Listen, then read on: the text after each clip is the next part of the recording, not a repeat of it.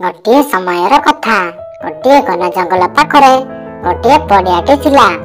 सेही पड़ियारे बहुत सारा घास उठिथिला।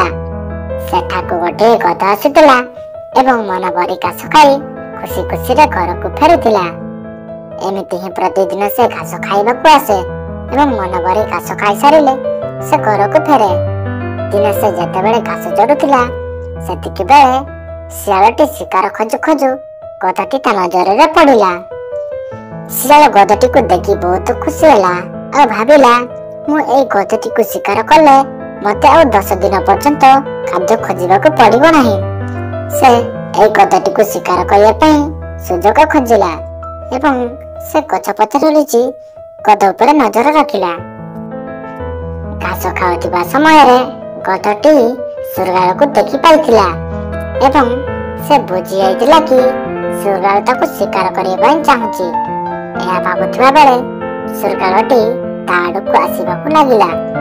गधटी निजर जीवन बंचाइबा पई एक उपाय पांचिला एवं से छटाई छटाई चलिबाकू लागिला। बिलुआटी गधटी को एमिति चलिबा देखि बिलुआ गध को पचारिला, कोन हिची गध भाई तुमर एमिति कोन पई चलुछ? गधटी कहिला, कोन कहबी गध भाई, मो गडरे कंटा पसी जाइछि एवं मते बहुत बथा हेउछि, सेति मु एमिति चलुछि। बिलुआ भाई तुमे कोन मो गडरे कंटा काढी पारिबो? बिलुआटी किछि समय भाबियाकू लागिला। पुनी गधटी कहिला, मु जानिछि बिलुआ भाई तुम मते खाइबा विषय चिंता करछ। जेतेबेले तुमे मते खाइबो सेतेबेले एही कंटा तुम तंटी रे लागि जाई पारे, सेति पई एहा बाहर करिया पई निहाती जरूरी होते।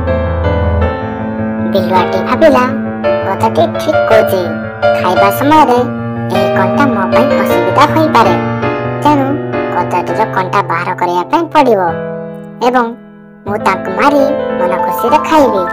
बिलुआटी कहिला, हो गध भाई कोठी कंटा लागिछि मते टिके देखाओ।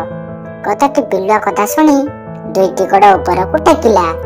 बिलुआटी गधर गड़ तड़कू आसिला आ कंटा खोजिबाकू लागिला।